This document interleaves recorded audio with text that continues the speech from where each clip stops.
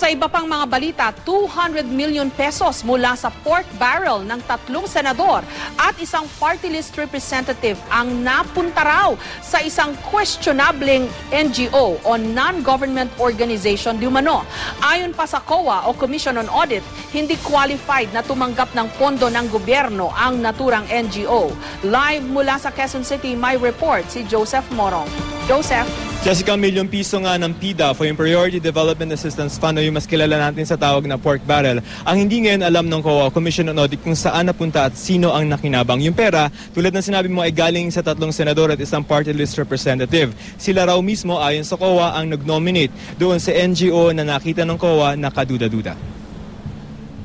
Ipapa-blacklist at pakakasuhan daw ng Commission on Audit ang isang questionableng non-government organization o NGO na nakakuha ng halos 200 million na pork barrel mula sa mga mambabatas. Nang silipin kasi ng COA ang mga dokumento ng Pangkabuhayan Foundation Incorporated o PFI, hindi pala ito qualified na tumanggap ng pondo ng gobyerno.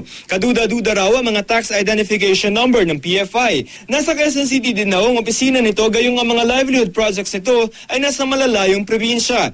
Ayon kay COA Chairman Grace Pulido-Tan, inusisa rin daw nila ang mga resibong isinumite ng PFI at nagulat sila sa kanilang nalaman. Vina-validate namin dun sa sinasabi nilang pinagbilhan namin. At marami dito sa mga supposed to be claimed na suppliers ay nag-deny na hindi po nila binili sa amin yan, no. In fact may mga pa diyan na nung pinakita namin, may mga resibo po kayo. Ay, hindi po namin resibo yan. Apparently hindi naman binili, walang binili. Pinasosoli ng COA sa PFI ang pondo, pero ang problema, hindi na nila matunto ng PFI. Saan ang nakinabang yan? Your guess is as good as mine. I mean, we don't know kung sinong nakinabang niyan. Non-existent. Tapos yung sinasabi nilang presidente daw dati ng PFI, hindi na nila alam kung nasaan ngayon. I don't know if she even exists. Pinuntahan namin na nakadeklarang address ng PFI sa Quezon Avenue, pero sabi ng staff ng building, noong 1 taon pa raw sila umalis doon. Ayon sa report ng COA, ang PFI ay pinili umano ni Senate President Juan Ponce Enrile, Jinggoy Estrada, Bong Revilla Jr. at dating Buhay Party List Representative Rene Velarde para magpatupad ng kanilang proyektong pang-agrikultura. Noong 2009 hanggang 2010, nagbigay sa Department of Agriculture si Estrada ng 115 million pesos, 77 million pesos mula kay Enrile, 10 million pesos galing kay Revilla at 4 million pesos mula kay Velarde. Ang DA iniabot ang pera sa Zinac Rubber Estate Corporation o ZREC, isang government-owned and controlled corporation. Ang ZREC ang nag-release sa PFI na aabot sa 194.7 million. Kaninong liability? Di kung sino yung mga taong na-involved dun sa pagbibigay ng pondo, silang mga accountable. Including those who gave money?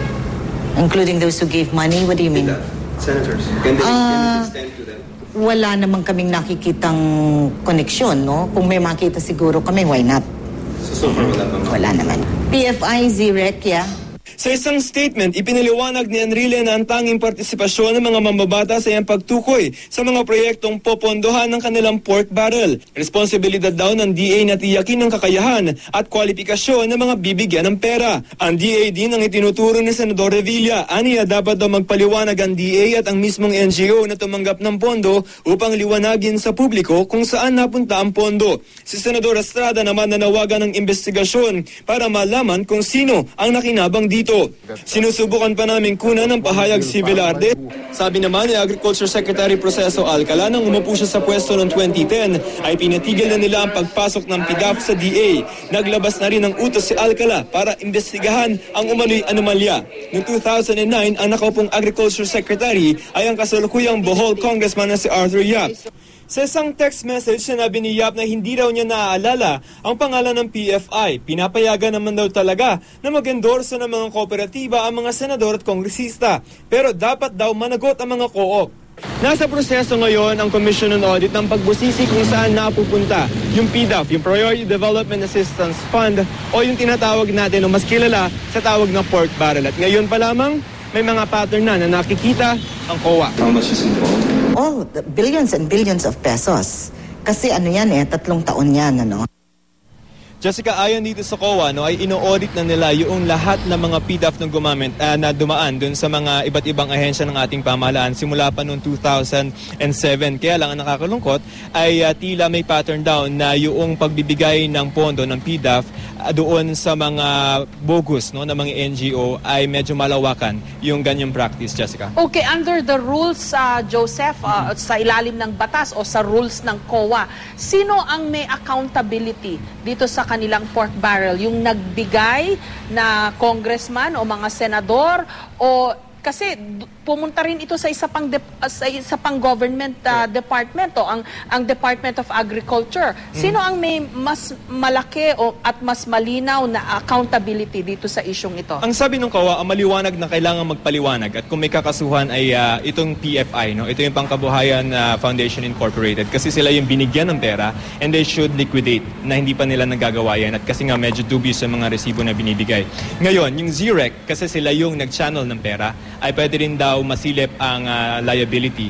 Ang sabi ng COA dapat, because it's under the DA, yung Department of Agriculture, yung ZREC at saka yung PFI, because it's under the DA, yung DA daw yung maghahain ng reklamo bago gumalaw yung COA. So, ang liability in this case, no, ay yung NGO na gumamit ng pera at saka yung ZREC possibly na nagbigay ng pera at sila yung dinaanan, tinulayan ng pera. Ang ZREC, no, sa pagpapaliwanag ng COA, kasi yung mga opisyal na umuupo dyan sa ZREC, although it's a GOCC or Government Controlled Corporation, ang mga umupo dyan ay mga undersecretary rin ng Undersecretary or Assistant Secretary ng Department of Agriculture, Jessica.